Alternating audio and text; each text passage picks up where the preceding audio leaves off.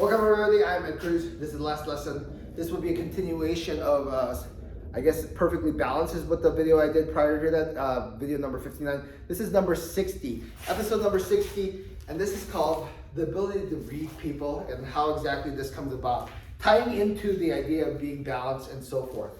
I'm not going to go into so much detail about this. This is a deeper subject, but reading people is not something that's exclusive to Wing Chun. You can develop the skill from experience, maybe from being a salesman, but there's a little bit of edge that you get from training in martial arts as far as reading with people.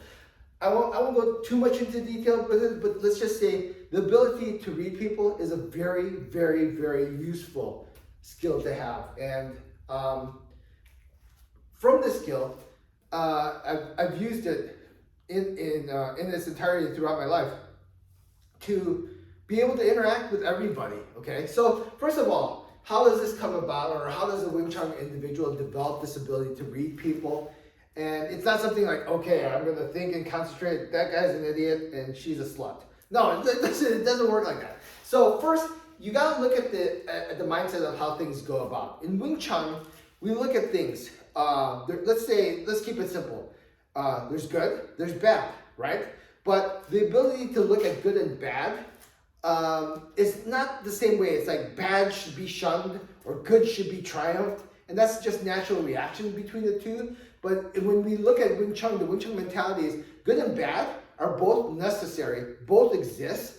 And and basically, if you look at it as a form of cooking, these ingredients you need in order to complete the main meal. Okay, so when we look at the perspective of looking at two sides, right, good or bad, I don't make a judgment one way or another.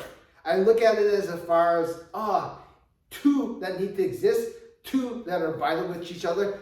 I don't look at the good as being so good. I don't look at the bad as being so bad. I just look at it as things are just necessary for it to exist between the two. That mindset is very important. And also the mindset that leading from the previous video of things being perfectly balanced is the problem is when people see something, hear something, or react to something, a judgment is often required or instilled into them right away. I saw something just happen. Oh man, that's terrible. Frick, that's awful. All right? Oh, that's awesome. That's good, right? You need a judgment, right? But in actuality, you don't need to judge ever. Because at that moment, what happened was a balance that had to be settled or occur to keep the earth the way it should be, okay? So that non-judgmental on my part, not necessary at all. The world is constantly balancing shit out. Your actions that you do and choose are balancing stuff out. So like I've always said, right? Two ways of things that are happening, right? Either I create the balance, right? I create the yin and yang for myself, and when things happen, I can naturally react to it. Or I don't create the balance, and all of a sudden, life will create the second half for me, and I will have to react and deal with it in that same form or fashion. So when it comes to reading with people, a lot of times people are like, oh, look at that person. You make a judgment right away. If you end up doing that, you won't be able to have the vision. Because for me, regardless, when I look at somebody, I don't think, well, maybe a girl, you'd be like, damn, she's hot. No, okay, in all seriousness, when you look at somebody, you don't think it's a person, right? Person, black, white, Asian, whatever. It's a person, and from that person comes out energy. And as an individual Wing Chun, you basically base things off that energy overall. So there's no judging on my point one way or another. But bottom line, person's either good or he's an asshole, right? And here's the thing about that too. As a Wing Chun person, to be able to have that skill, to be able to read people, even if he's Jesus, I'm gonna hang out with him, right? Even if he's the devil, I still hang out with him. But I treat them equal and never give one favor over the other, right? Because once you start doing favoritism towards one or the other, you start losing the ability and skill to see things because you're swayed by one thing or another. Like I said, it is the complete understanding, right? When we look at something, there's good, there's bad.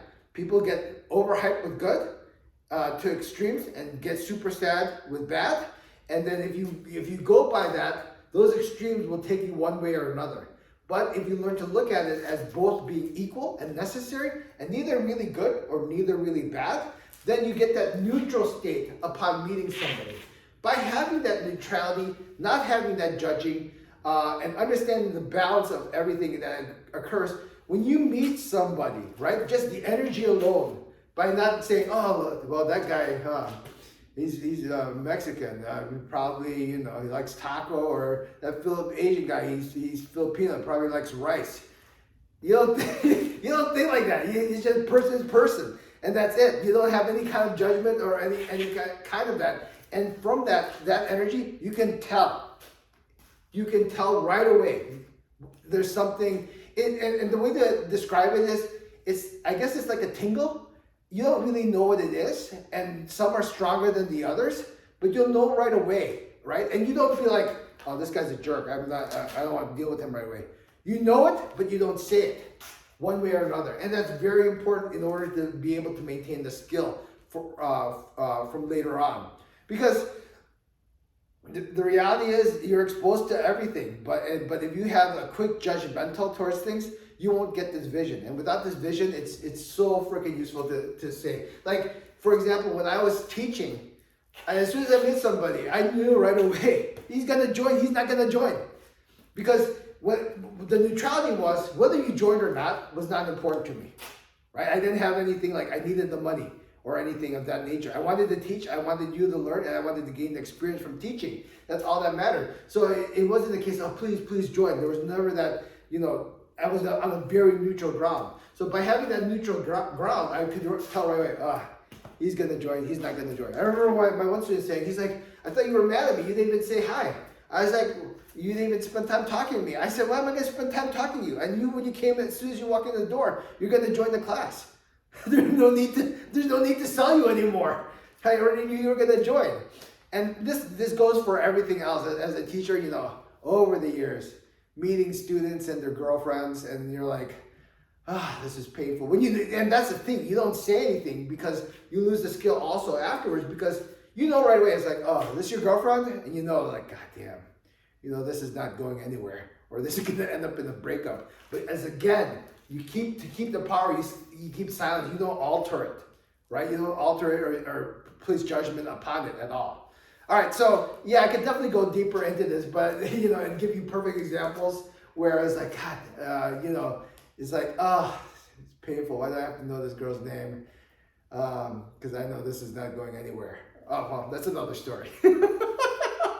But regardless, Wing Chun, get the skill, very useful in everything that you do. Most useful basically is when you go to weddings, right? If you go to weddings and you're like, you know, the couple, and you can feel exactly their energy, if they're gonna last or not, then you can make a bigger check or smaller check, depending on that case, right? So many tips, many ways, just make sure, get this skill, okay?